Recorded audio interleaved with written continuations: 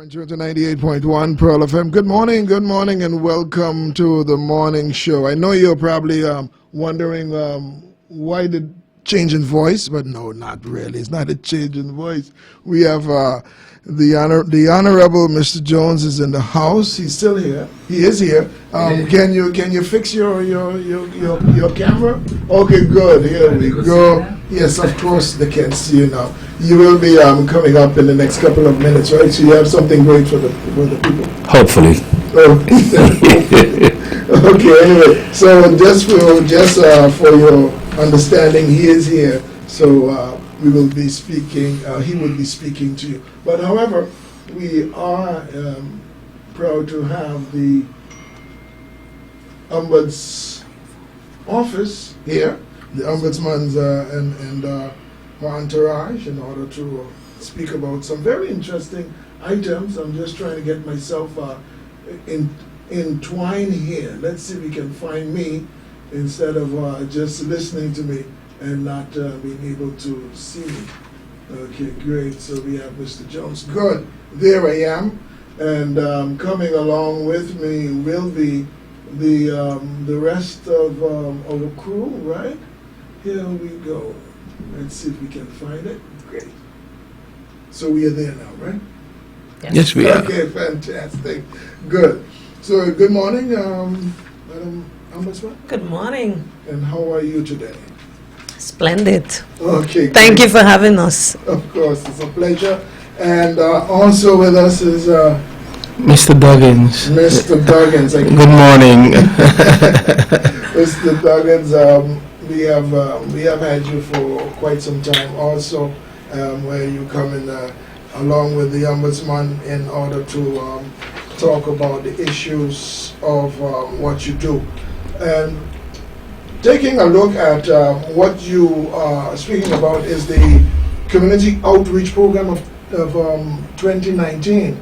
I can recall that for some time the former ombudsman also did a outreach, but that outreach was more of telling the community that she would go into different districts and talk about what the ombudsman did, and in order for them to get acquainted.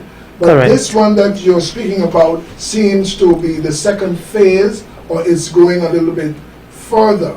Can you tell us about it? Correct. Good morning.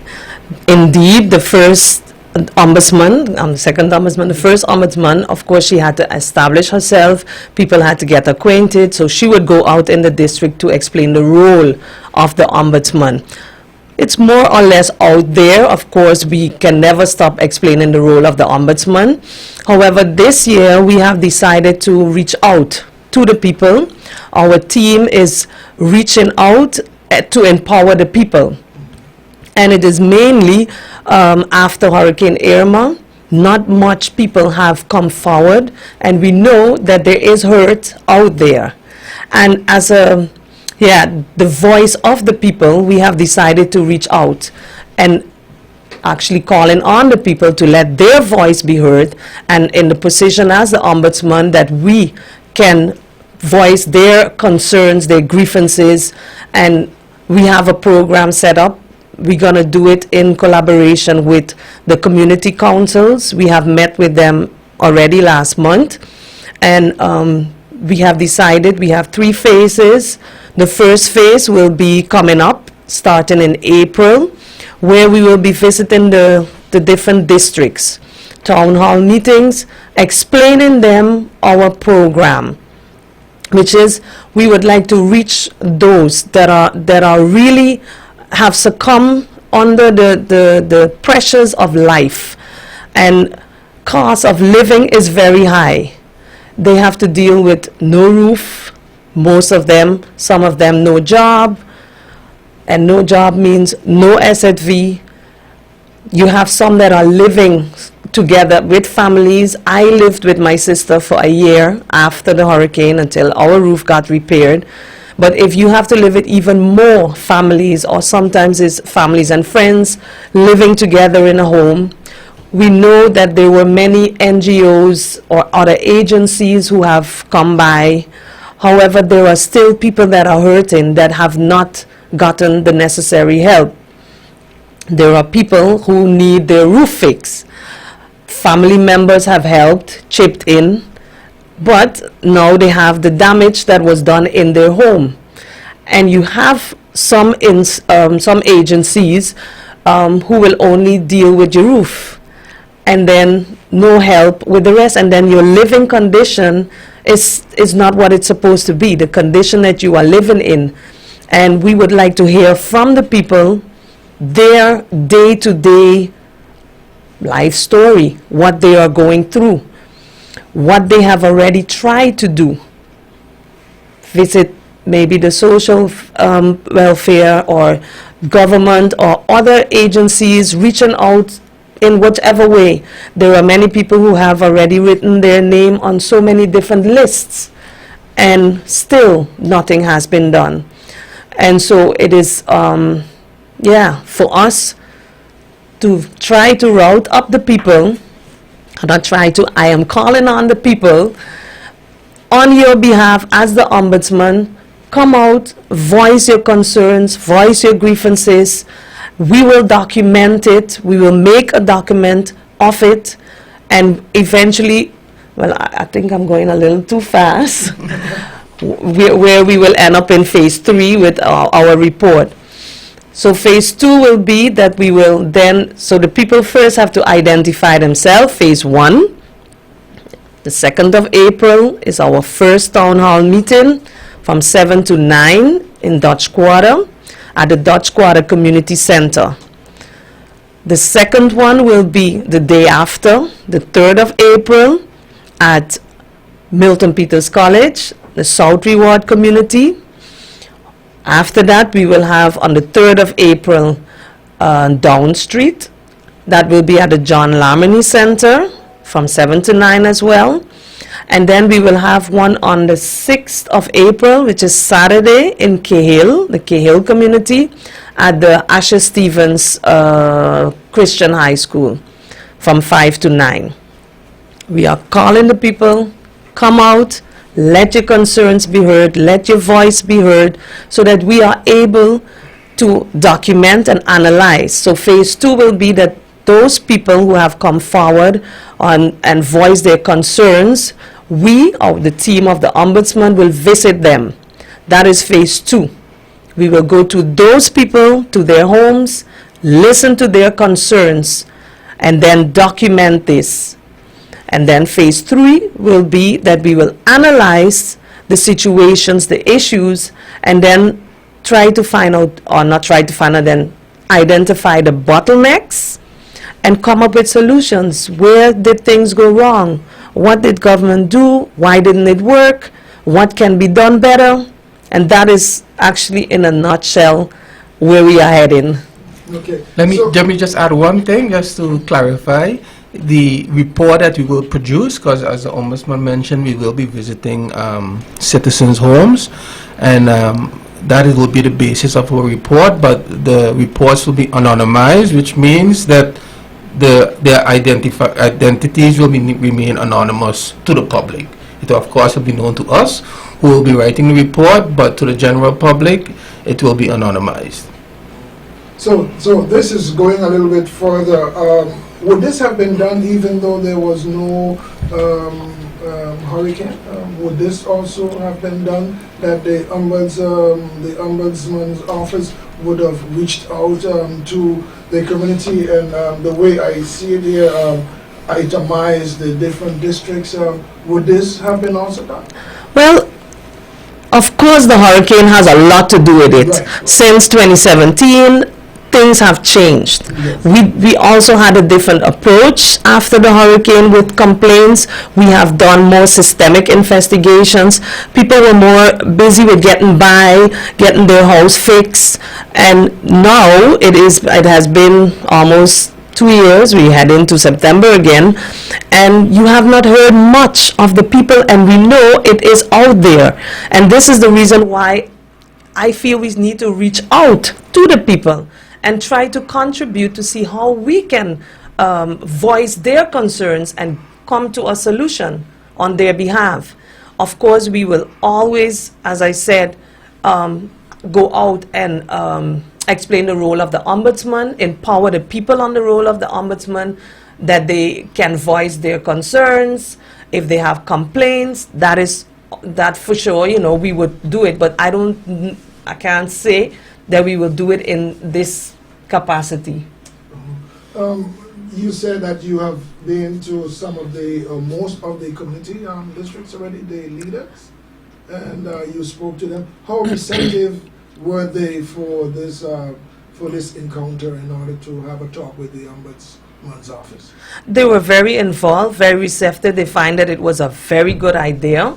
Of course, they had their concerns because yet again someone else is passing by in the district to hear from the people. So many have passed by, NGOs, and they had to go out and ask them, hey, who needs help? And, you know, they have had various interviews and different people who passed by, and nothing happened. So it was like, yeah, what's going to happen this time? How do we know, you know, that something really is going to happen? As the Ombudsman, of course, I cannot give you a roof. I cannot give the aid that you need. But I can let your voice be heard on a different level. I can, because that is our task. We are there to voice the concerns of the people. And we will be identifying the bottlenecks. Why didn't it go good? Why didn't you get help through the NGOs? Or what did government do? Or what did government not do? Those are the things that we can identify, and in the capacity of the Ombudsman, we have the right to do our own motion investigation, and based on the information that we receive, we can also ask government questions and come to a report that can help the people, that bring relief, something that can work. Yes. In speaking to some of the community leaders and so forth, how did you find them? Were they mobilized enough in order to help their district? And their they were very excited. There were some that were a little reluctant. Were they strong enough to help their community itself, their people? Were their voice strong enough in order to look out for them? You mean for them to be able to reach the people in their community? Correct, yes. Well, the ones that we had, not all of the leaders showed up from the community councils, but those that were there were strong, and they spoke up, and they were willing, and they were ready. The only thing was that, you know, the people are at the point where something got to happen, something got to give now. And they were excited. We are giving them, we have said that we will collaborate with them in making this comment on the radio, going to the newspaper, but also flyers to give out to the people and show that, hey, this is the Ombudsman initiative of the Ombudsman, because they said in the past, you know, they did it in their capacity, of course, on behalf of an NGO, but if the Ombudsman herself is coming out, that means a lot to the people as well. And it will be, you know, the Ombudsman and her team together, that we also will be visiting them. So it's not just from behind the scenes that we say, hey, you know, get us names and, you know, give us information. No, we ourselves will be going and being engaged with the people. So, how far would the Ombudsman go?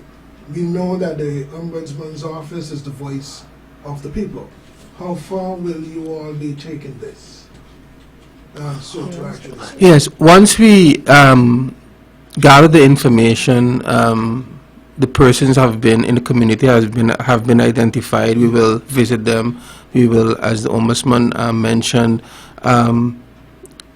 write a report about their challenges, their life stories, what are they going through. And again, the report will be anonymized, so the person's names will not be mentioned. We will analyze the situation, identify the bottlenecks, and the idea is that provide recommendations for future or even for the present situation, and present that report to government and parliament. So that is the outlined as the objective of the community outreach. We're not only writing report, we're going to make recommendations, and ultimately, again, is that the report will be sent to government. It will be sent to government. And what about the locations that you will be having these town hall meetings? Is it ready for? Are they ready for it? And they're ready to go? Well, the first ones that I called out for the first week of April, they are ready to go. We are giving out our flyers. They are going into the community, routing up the people to come to the meeting, for them to be informed what it is about, to explain what, you know, we are embarking in with our program. So that is the idea. And just to add to what Mr. Duggan said with the report, eventually at the end, it is a call for action, calling government to act. It's a call for action. We don't know what is going to come out of the report, but whatever it may be, it will be a call for action from the side of government at the end. Well, some would say action is to get something done. Get something done. And how much pressure can government get from the Ombudsman's office to get into action? As much pressure as I can give it. As much pressure as I can give it. You, the media, will be part of it. Bring it out and let it be out there. Let it be known. And, you know, because it's about the people. That is what it's about. There can be a lot of frustration out there in the different districts and the committee and the community in not having much been done. How would you be able to not stem those voices, but deal with those voices that may be louder than usual or one would expect? This is what we will bring out in documenting their stories. I have been to this agency, I have been to that agency, I have written on this list, I have knocked on this door, that door. However, this is my condition. This is how I am living. It is actually just bringing it to the forefront. This is what is going on in our community. And that is what it's about. Have you ever been in contact with the government themselves and asking questions without and before you went to the community? Were you engaged with government? Yes, maybe Mr. Doggins, you were together with the former ombudsman and the ombudsman from the Netherlands, where I wasn't a part of that meeting. Well, in the past, various discussions have been held, you know, about the progress and the slow pace of the development. I don't know if you can recall, I believe it was last year, after the National Ombudsman was here and he visited, along with Dr. Adern, visited different entities, government, and based on their fact-finding of those meetings, they presented a joint letter to the Prime Minister of St. Maarten and the Prime Minister of the Netherlands. The letter was signed by both ombudsmen, indicating what they have identified and their concerns in the slow pace of the development. So back since 2018, that was early 2018, the ombudsman have been monitoring the situation and voicing their concerns on what has been identified. So this is more a follow-up to that.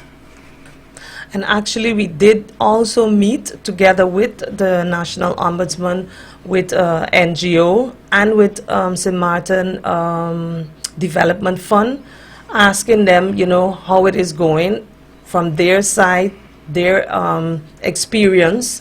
And they have done a lot. They have done a lot from their part, but they can only do so much. And they also voiced their concern of the slow pace of how things are going. And they were in contact too with government to see how to better the situation. Any more information that you haven't shared with us as yet? I believe, just to clear, while we focusing on the hurricane and the after effects, is not, our program is not exclusively for that. You know, that is what we have highlighted, because that is living amongst the community. But of course, there are other challenges that are social ills that the community is facing. So we will also focus on that. So it is not only exclusively hurricane related. I'm sure there are other complaints, and we have definitely our doors are open. We will have our investigators there as well. We will have a list. They can put down their names and they can pass by the office, and we will deal with those complaints. But this is just a separate project specifically based on the urgent cases, the pressing cases, which we then will be visiting those persons in the community. So you need this information to get out there to the general public. Yes, correct. And I must say that you seems to have gone to most, if not all, of the districts, but you did not speak to all of the community leaders. Not all came to the meeting at a time. Some of them have to work and for other reasons, but we have been in contact with them by telephone, via the email, and they are all on board. From your perspective, I think I asked you this already, but I'll ask you again because it is so important when you go into these districts. How strong do you find the leaders? You mean to say, what do you mean is that if they have what impact can they have on what their... impact, or if their drive is strong enough to back you in this endeavor that you Well, actually I think doing? two is better than one, and together we can do it. They do their part, we do our part, and together we do as much as we can. Okay. Because this is the reason why they said people are despondent. People are like, again, we have to do this. Correct. Oh, here they That's are what I again, mean, yes. asking again. And this is why we have decided we ourselves to go. Have faith And- in your ombudsman's office. Correct. Okay. Correct. And it's strong. It's very strong, Ms. And just to add, some councils are stronger than the others. You know, some are very active. Just after we held meetings at the office, and a few showed up immediately, was immediately involved, encouraged the program, and others are less. But some of them, and those that we started with, that we identified, and who we started the meetings with, were very active and excited about the program, of the community outreach program. And what I have heard also from one of them is that St. Martin Development Fund is actually encouraging them to really get the communities active, because he wants to collaborate with them as well in order to reach those that have a need for help in the community for roof repairs, and that they are very active at this point, also trying to get them to really set up. Some of them need to have other members. Our members have been there forever. They, for instance, in Cahill, they will have a meeting where they will announce that they will have a voting for new members to really get it established, actually. And so that is also a good part. It sounds as though you're in for the long haul with this community project, as if you are making sure that your community-based people are well taken care of, so that you can know and see that they are well functioning. Your community, the people in the community are well represented. That's how I see. That's also a part of it. Okay. And I think it is important, especially also in the time hurricane season, that you use them as a base, because they are the ones that can deal again. I think in the past it didn't go so good with delivering goods in the communities, but if you have a strong base community council, you have the leaders, you're involved, you know exactly who to go to, and they can spread it within their community to the people, especially to reach those in need. And actually, if they can list the elderly, those that really are disabled people, they can't come to get water or they can't come for the aid to you. So that it's good to identify those people so that when time comes, they can reach to them. They know, hey, we have this one, that one in the community who cannot come when it's time for crisis or for whatever reason, they can reach them. In other words, who knows the community better than those living Correct. within the community? Understandable, understandable. So, can you reiterate on the move of action that you would be embarking in?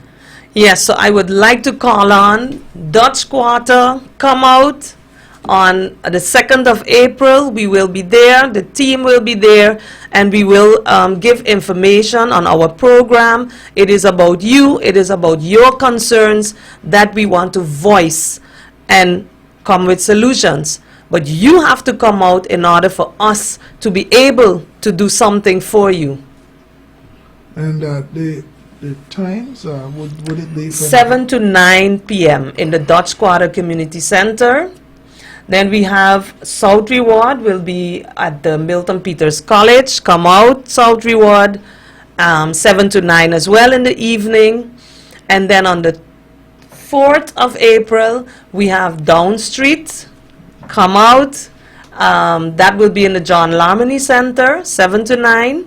And then we have Cahill, which will be on Saturday, the 6th of April, from 5 to 7 p.m. Interesting. Simpson Yes. Cahill, Bay? Okay. And when at is- the Asher Stevens Okay. Christian School. Okay, I know Simpson Bay is a very strong community. I don't recall hearing there. No, Simpson Bay is in May, Oh, if that- I have they it are correct. coming So up we in starting out April. with April, with the first set From the now, eastern side. and then And then you move to the western side. Okay, very, very interesting. So they should mobilize themselves, get ready, because the ombudsman is here and they are coming to town. yes, Okay, they can have a talk and let their voices be heard. Some of them is Correct. going to be very, very loud. well that's good. let it be heard. Okay, well, Loud and hopefully peaceful. peaceful. Yes, it's definitely peaceful. Okay, I want to thank you so much. If there's anything that you think you have not said or probably overlooked, then you can probably say that. No? I think we have covered it all. I really encourage the people to come out. I know that for some people, you know, you have a lot of pride and it's not easy to come and talk about your condition, your living condition.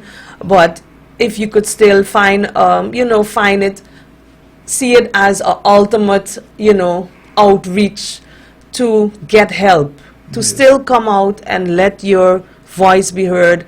Because if you don't come out, we cannot identify the bottlenecks. So we really asking you to come out and let us know, what are you facing every day?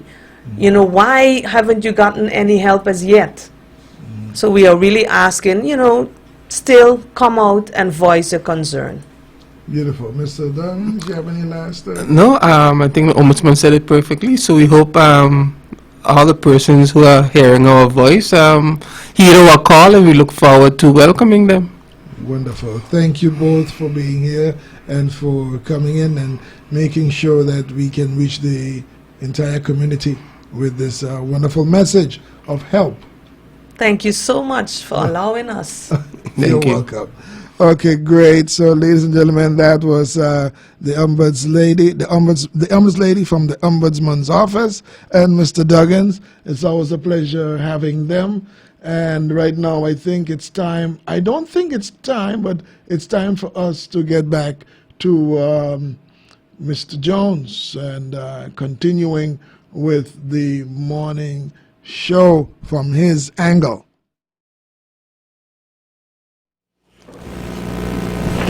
Okay, you've listened to the Ombudsman, and some good news for some of you people that are still out there seeking help 18 months after the passage of IRMA. So you should avail yourself of the opportunity to go by the community centers, bring your issues and listen to the Ombudsman on what is possible and what can be done on your behalf. So do come out, make it an effort to be there. We're going to continue the morning show.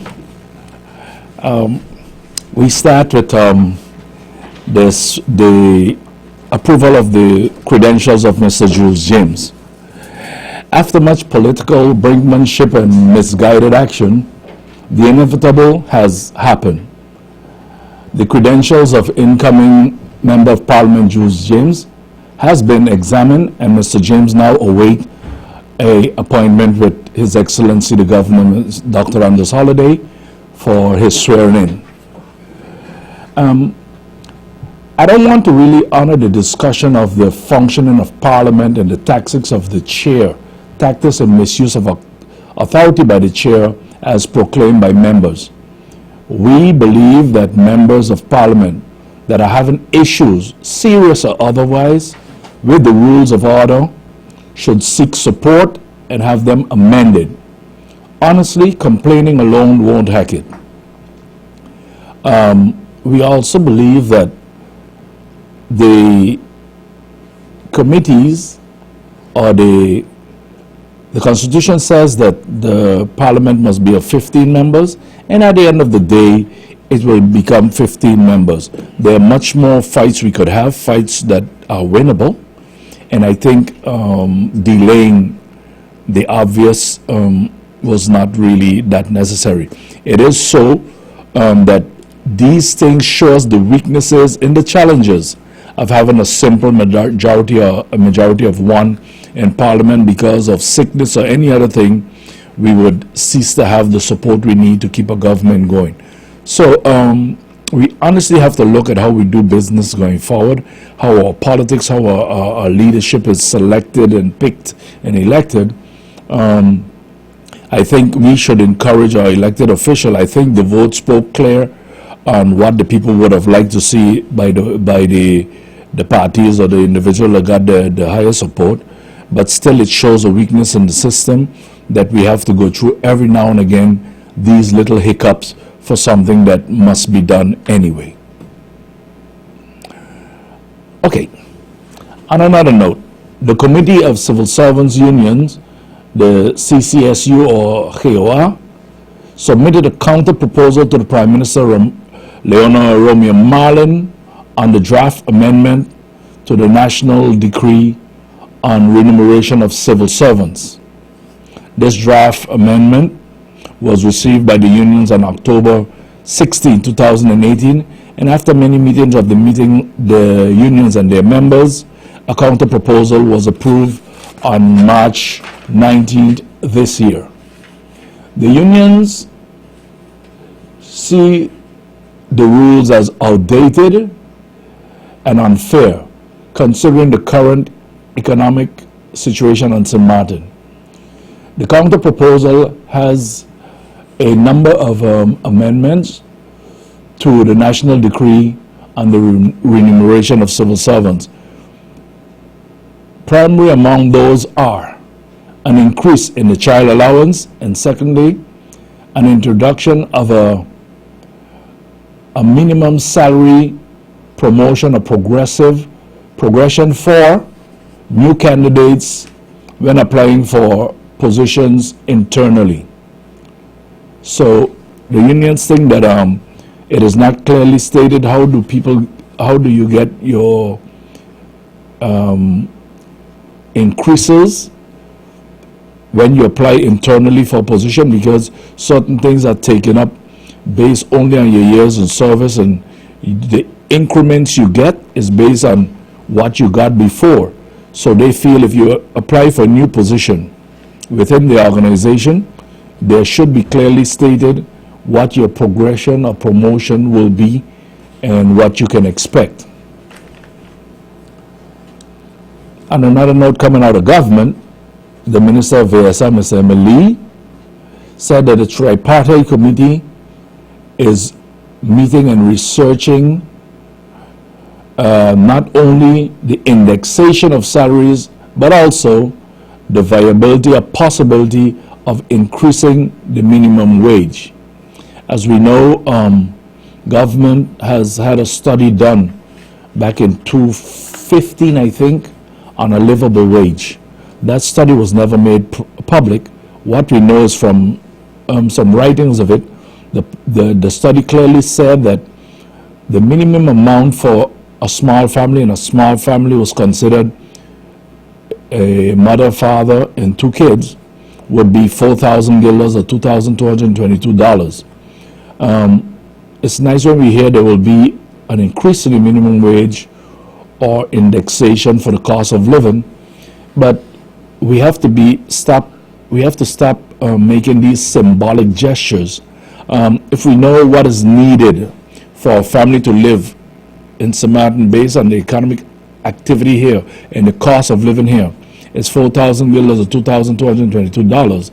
To give somebody 15 guilders increase on the minimum wage is basically symbolic, because it doesn't do much to increase, first of all, their spending power, and secondly, it doesn't change their social situation in this society, because it's still going to be hand to mouth, or sometimes not being able to make ends meet, having to seek 2, 3, and more jobs in a day to make ends meet. And as a result of that, all the other things, unsupervised children, delinquency, and so we're not looking after symbolic things now.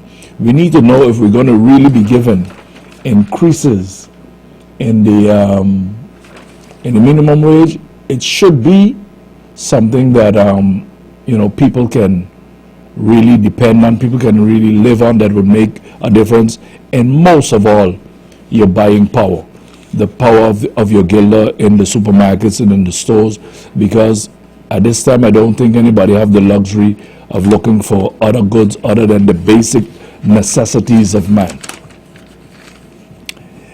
And yesterday I was on the road and speaking to taxi drivers and some other people, and what I learned is some strange things, and we want to check them. And of course there's going to be next week or whenever these ministers and parliamentarians feel like they could call a press conference, so we want to know how these things come about. I am told by a lady that they forgot a telephone in a taxi. They were a passenger in one of these taxis, a fare-paying passenger, and they forgot a cell phone in this taxi. And they were told they would have to pay $10 to get their phone back, because according to the taxi driver and confirmed by his union representative, that that's a new policy, that if you leave something or forget something in a taxi, you have to pay to have it delivered to you.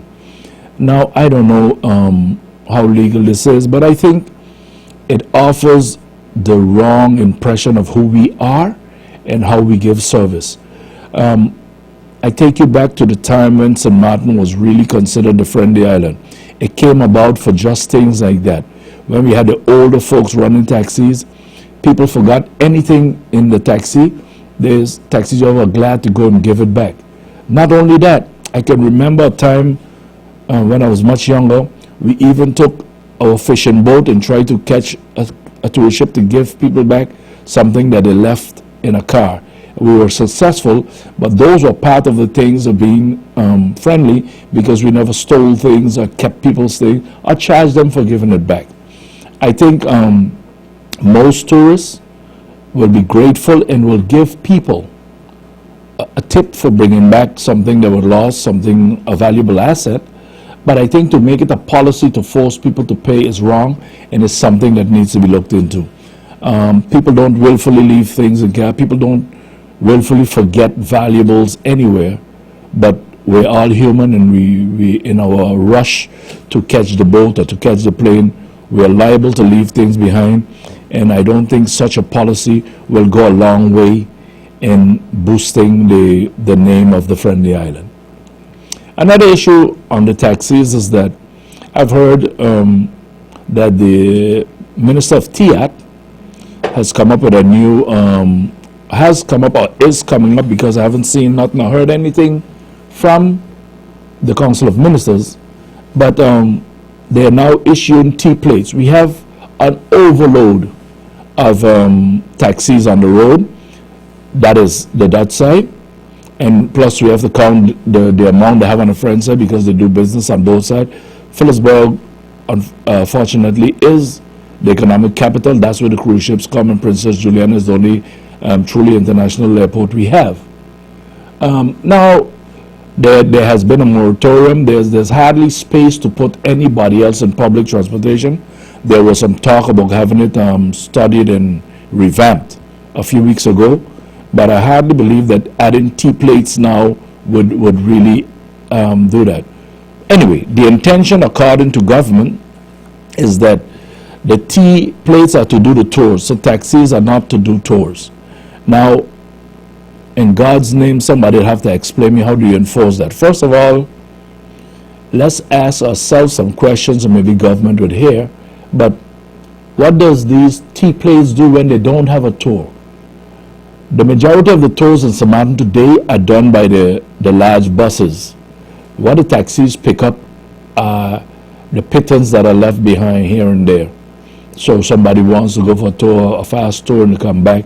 They don't want to be in a big bus with everybody. Most of these tours are pre-arranged on the ship. So they come up, that's why they go straight to the buses, because it's pre-arranged. So if you say to a taxi driver, no, you're not allowed to do tours, what are they supposed to do to get a job? Then you should be able to guarantee them jobs. Secondly, how do you supervise and control these things? Instead of revamping and coming up with solutions, we're making it worse. And I submit that issuing these T plates is just a political gimmick to give your friends plates again, because we're finding every way to make it worse by the day. Nothing has been done yet to do any training for the people that are considered ambassadors, that our first encounter with the tourists that come to this island, encourage them to come back. Some of them hardly speak English. They know absolutely nothing about the island. But now we have come up with T plates to be able to extend more licenses to people who go ahead and destroy the only economic activity we have. So the one pillar economy is not the danger. Our treatment of that economy, the way government looks at it, makes it that way. So we think we have to restudy this thing. It's nice that everybody could get a job, but there are only so many jobs in any activity. So that government pays 45% of its budget on salaries is ludicrous, because you can't employ the whole island in government. The same way everybody can become a taxi driver and do tours. There must be a cutoff point, because we don't have the activity for everybody, unless you're going to say the cars are going to take the tours and then the tour buses have to go elsewhere. I mean, we're busy making what might be best described as a legally uncontrolled mess with the public transport, and we can't find a way out. We're digging ourselves deeper into a hole. So that needs to be looked at. It is impractical to say to taxi drivers they can't take tours, and even if you would have the dispatchers check on that, it will create more problems than it will solve. And I believe putting more plates, more people out there in this sector is dangerous, ill-advised, and counterproductive. Another note, a lady was asking me, what government is doing with the SMC, it's a medical center. So she said, the lady said to me, she's a bona fide resident, so she has her papers, she's legal and all this, but she didn't have a job. And she went to the medical center, she was pregnant, she paid the deposit on hospitalization and delivery, and the baby was born. And when she was leaving the hospital, she didn't have the money to complete the payment, but she had agreed to pay, so she would pay, as time go by, so in installments. This medical center agreed with, but they held the birth certificate and those things for the baby. Eventually, the lady ended up a year after in front of the prosecutor because the prosecutor wanted to know why the baby wasn't registered for a year. She had explained that she didn't have the money, they wouldn't release it, and when she got the money, she get the papers so that she could register her children. Now, something doesn't seem right there, because in the budget meeting, Mr. Emily Avesa explained that the government of St. Martin has paid close to $1 million guilders in medical care and medical referrals for uninsured and illegals. So it's strange to me that a bona fide citizen living here, whether they have a job or not, at the time, if they have made an agreement to pay, if they have made a deposit, that is an intention to pay, why are they not given the papers to register? Why do they have to go through all these hardships to have their children registered while we're spending money by these same people when they work who pay taxes on people who are uninsured and illegal? Something is not right and it needs to be cleared up. This lady said that she was frustrated with things, and she had to explain to the prosecutor they don't steal and they don't sell drugs, and that's all they have. They didn't have a job. But nobody should have to be put through this. I understand that people go to the medical center and they don't pay the bills, but we have to make a distinction between those who are willing but unable to pay at the moment, but if they have an agreement to pay, they're bona fide citizens, they have an address, they have registration, so you can find them, and to send them through this trauma is a very sad thing, and I think that needs to be looked at. Also in that discussion, this same lady said that the discussion went to compulsory education. This lady said that people, and this I know to be true, people who come to this country because of compulsory education, their children have a right to education, they're able to walk to a school and get in school, because I remember a few years ago the school saying, no, we're not immigration, we don't have nothing to ask them that. The problem, the folks that were discussing this yesterday was having that bona fide citizens, so people who live here, people from here, people who are registered here, are forced to show a registration form from the census office, while these illegals are undocumented people just get into school. Something is terribly wrong with doing things that way. I understand the children have to get education. I also understand that if we don't educate them and we don't get them out of here, that they're going to become our delinquents, our problem in the future. But it cannot be that these people get a free buy while the people that are contributing, paying their taxes, are pressured to come up with more and more documents while others don't. That is, not quite right. I was in government when the compulsory education came up. My good friend William Marlin came with it, and at the time, even though I thought it was a good idea because I had whole discussions in Parliament, debates on the fact that a lot of these people on the streets are going to be our problem if we don't educate them, because they don't know no other country, they're not going anywhere, and they will become our problem, which is the case today. But I also thought that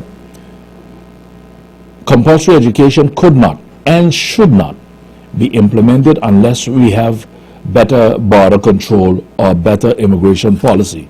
It cannot be that St. Martin can be forced to educate the rest of the world or the rest of the Caribbean.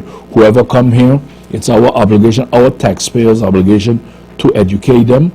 And because we have no control, everybody comes in, and some people, and this I've been told by school teachers, some of these kids from the countries they come from, education wasn't not high on their agenda, so their reading and writing skills are next to nil, and you have to deal with them. Why we have to deal with that, I think it's only sensible. There's no such thing as a country without border control. Now I don't advocate doing the Trump bit, building a virtual wall and keeping everybody out. But it must be regulated, And there comes a cutoff point. If we're going to be spending all this money on referrals and medical and all this money in schools, the entire infrastructure of this country is affected by open and uncontrolled borders and lack of a serious immigration policy in a country that is basically mincing and begging to make the expenditures they need to provide the services demanded by their population. A country that can get its schools up and running 2 years after the hurricane. A country that can't even get a library up and running after a national disaster. I don't see why or how we can justify having open, uncontrolled borders and all who wish may come. These things that people are complaining about needs attention. They should be looked at. It is not normal in any country. At least none of them I've been to, and I've had the privilege of working at the airport 26 years, and I've been to all the countries in the Caribbean. I've been to most of the countries in South America and everywhere. I don't know of any situation where people could walk from the airport and go check into a school without going through the administration, the census, and those things that are established in a country just for that purpose. It is important, it is paramount that people know who's in the country, what they're doing, where they're located, and stuff like that. Today, we have an open policy, an uncontrolled open policy, all who wish may come, and the pressure it's putting on the infrastructure, so on the taxpayer, in terms of the medical center, the schools, the public transportation, the job market, the forcing down of minimum wages, because many of these people are willing to work for less, and the list can go on and on. I could make you a very comprehensive list of what all these people tax, but to deal with it, we have to first start with our immigration policy. It cannot be so that we keep accepting that everybody who comes to St. Martin is staying by this guest house or this hotel, because the people at the airport or at any port of entry know what these guest houses and these hotels, how many rooms they have, except for the marechaussee, because they don't know anybody here. So they'll have to be told. That's why they should work with local people. Anyway, if you're staying at Hotel X, and Hotel X has 36 beds, and over 80 people coming with a signed immigration form that they're staying there, we know something is wrong. And if they're staying in a family home that is a shack somewhere in one of the hills that has basically one bedroom and all these people come, we know there's something is wrong. People visiting St. Martin were required back then, I don't know what it is now, to have show money. It was called show money. Was $600 then. What we have here now is that people that need to be deported, we don't have the means to deport them, nor do we have a holding area to hold them until we can make these deportation. The court will not allow you to hold them in the cells that are not even fit for criminals, and these people, because they overstay their time, are not criminals. So something needs to be done. So we have to have more stringent policies, immigration policies at the port of entry. I can remember well in my time at the airport, KLM used to bring a lot of Chinese at that time, and there was a problem with the Chinese clearing. And what the procedure was then, KLM had to stay on the ground until everybody clear, because if they didn't clear, KLM had to take them back where they come from. They were not supposed to stay in St. Martin. And even that would be a sensible policy, because once they stay here, they become our problem. We don't have adequate place for housing. The court will not allow you to put them in the Phillipsburg holding cells and Point Bench prison that is inadequate for anything, according to the committee that studies these things. So we got to come up with a sound policy. But just to go back to the things, we cannot have a policy where those that come here, legally or illegally, are taken up. And I understand the humane the humanitarian angle, but take up space and get things done paid for by the taxpayer, and those that pay the taxes are asked and demanded to show certain documents, certain documentation, and have certain things available. It is unjust, it is unfair to the taxpayer, and I hope that we can hear from government, but especially on that situation with compulsory education, the SINT Medical Center, and those things need clarity, because it becomes a legal problem when you don't register your children, and if it's held up because of procedures as at SMMC, and I understand SMMC needs to be paid, you know, something else needs to be done. We are talking about national insurance. I need to know if somebody's illegal, how do they get the national insurance? So it would seem to me a much more sensible approach to first get better control of our borders, not the control that we gave to the Dutch that don't do nothing for us, but we ourselves who have the right to Latin United settings. So those that are expelled and those that are admitted, we should come up with a comprehensive policy of how we want to deal with this, and also not wanting to make the schools an immigration office. We still have to determine what space is taken from otherwise bona fide citizens of this country. Pearl, I see you had a good interview before with the Ombudsman. I see everybody is now going around, and the Ombudsman had started back last year in 2018 when the National Ombudsman was here. They were researching the kind of help that is there for the people, why it wasn't reaching the people, what needed to be done. We have said on this program before that it's unfair to have people stand in the sun to get help, because the politicians, the very same politicians, know who these people are.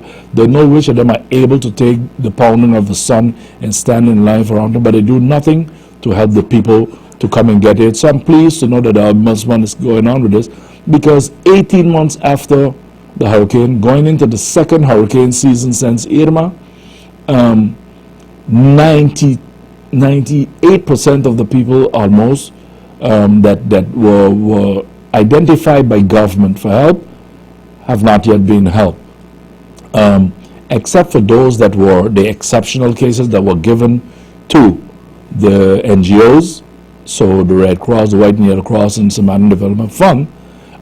Government itself can only today still refer to 10 roofs that they are busy helping or have helped.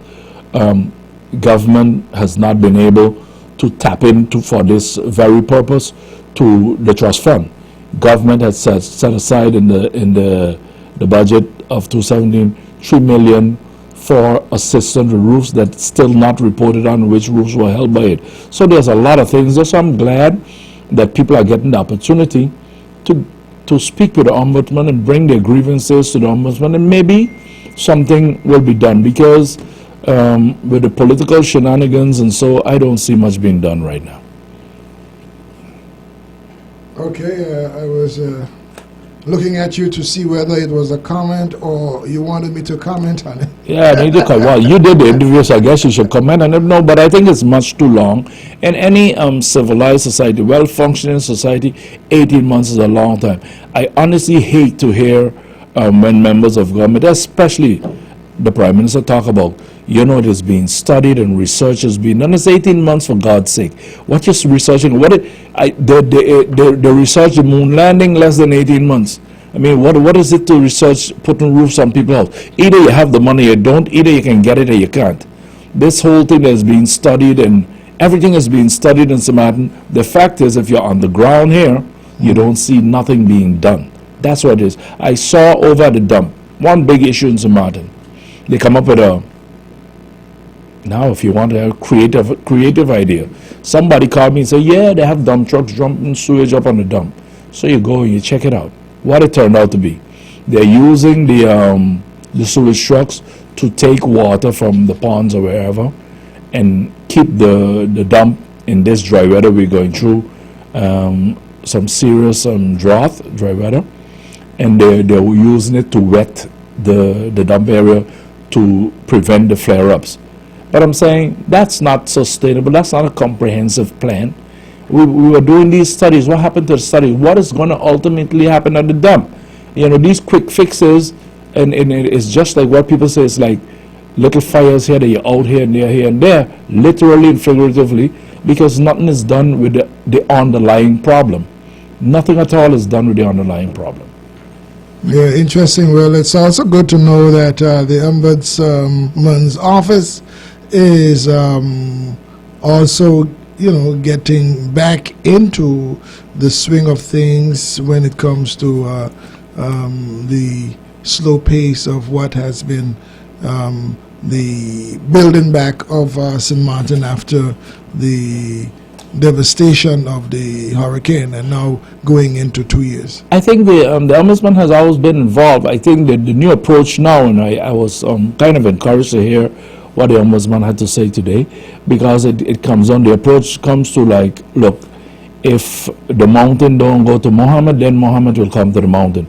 Because many of these people who have these reps living down in the Dutch Quarter, Middle Region, all the Belvedere, all these areas, some of them can get to the Ombudsman office. Some of them don't usually do that. We're a kind of people that have more pride than sense sometimes, and we don't want to be standing in lines. But my argument is this. The same people that today don't have the time to go out and see the needs of their constituents, when election is called, know where all of them live and how to find them, how to pull them out from under any rock to get them to vote.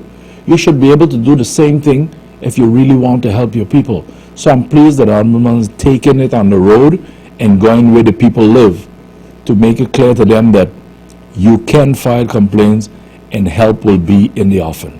Yeah, and from a commentary point of view, we do understand exactly where that is actually going, because the voters should by now begin to understand, even though they may know and understand, they should begin to be more aware that when they elect the politicians, that these politicians should be a little bit more forthcoming when it comes to dealing with their business.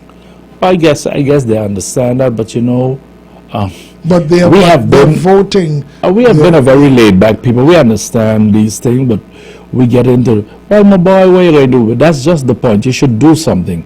You cannot accept mediocre leadership or no leadership at all, or excuses for not doing the things you ought to do. And now that you have the Ombudsman, we have to be able to come up and speak clearly, speak out, because there's still a fear. You remember, well, we went down to Belvedere to talk to the homeowners who before we got there had all these things to say what was happening, but we went down there and spent a day and only 2 people showed up. These are the kind of things that happen. Our people are afraid to speak out on things that affect their lives. And that, hopefully, with the Ombudsman and other institutions that are out there really offering relief, at least we should let people know what ails us. If something ails, then the only way the doctor will know is if you tell them. So you could look at Ombudsman and these other NGOs as doctors that are there to help you, but you have to tell them what is wrong. Yeah, we have been speaking and touching those particular issues where we know that the community and community leaders should show their interest in getting things done, but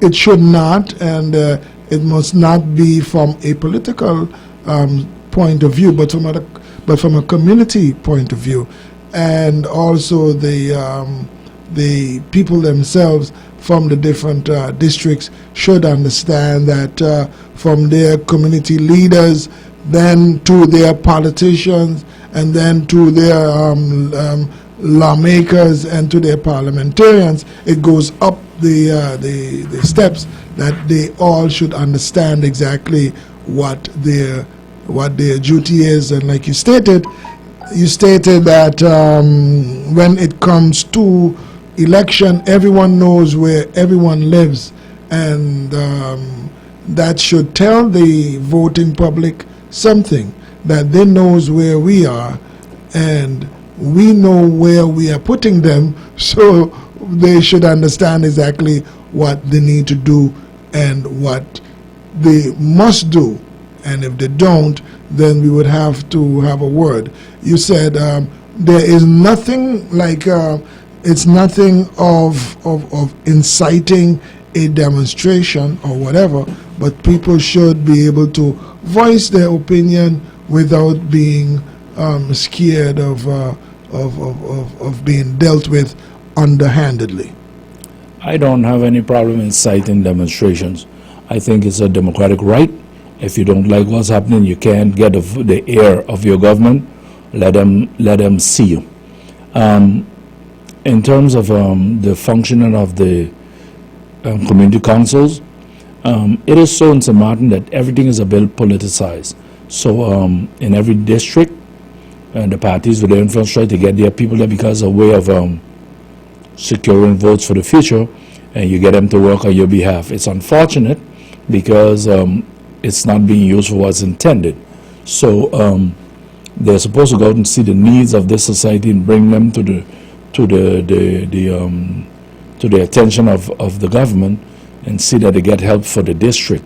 It's not a personal thing, it's for everybody in that community. Sometime one or two of them might function the way they ought to, but most of them don't. It doesn't take away from the fact that we still have to go to them in times like these and in these emergency times when roofing and so is still an issue, when we're going into another hurricane season and real help has not been brought yet from this 470 million euro. So they will be asked to function, and I'm sure the Ombudsman will be able to get some of them to come out. It's going to be trickle because we have this wait and see attitude. Let me see how it go first before we open our mouth. So that's going to happen. But I wish the Ombudsman well. I think it's necessary, and it's a whole commitment, a work of love, because you're in some cases helping people in spite of themselves. They need the help, but they don't want to say anything. Yeah. And finally, charity begins at home. And when it comes to the Phillipsburg area, I think the downstreet people needs more of a stronger leadership and also attention. So that would have to be done by those who are from and are indigenous downstreet people, who will have to take up the mantle at this present moment, because you don't want the district to be represented by one that does not have the downstreet section and the people totally at heart. Well, more people, look, I have this this belief. People have no right to complain about any if they don't step up and make an effort to do things. Downstreet, I was raised in Downstreet. Downstreet have enough people with the knowledge and the motivation to go out there and represent themselves. If they let themselves be represented by others, that's, kudos to them. But there's nothing stopping Downstreet from forming a good community body that look out for their interests. Downstreet has always been self-sufficient. This is the first hurricane I know that Downstreet was waiting for help. After hurricanes, we usually go and clear the ponds, cut the trees, do everything, because Downstreet was one of the places where they come first to look for votes and last to do anything. So we did it ourselves. I don't see why it should change now. It's not the same names, but it's the same families. So the older ones just set up for the next generation to come in, and they have the capacity to do it for themselves. Interesting. Okay, folks, we've come to the end of the morning show. And we thank you for listening in. We'll talk to you tomorrow, God's willing. You have a pleasant day further. Goodbye.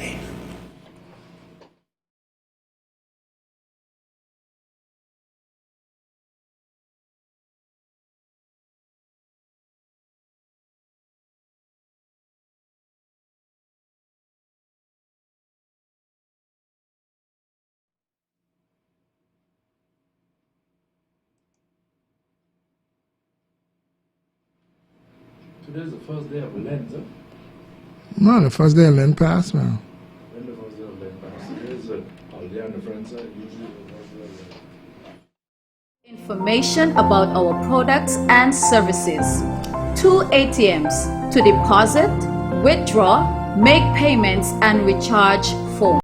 At the Windward Islands Bank Bush Road Self-Service Branch, we offer you, our valued customers, personal assistance, digital area with free Wi-Fi for online and mobile banking, digital screens with information about our products and services, 2 ATMs to deposit, withdraw, make payments and recharge phones. Thank you for choosing the Windward Islands Bank. We are here to assist you.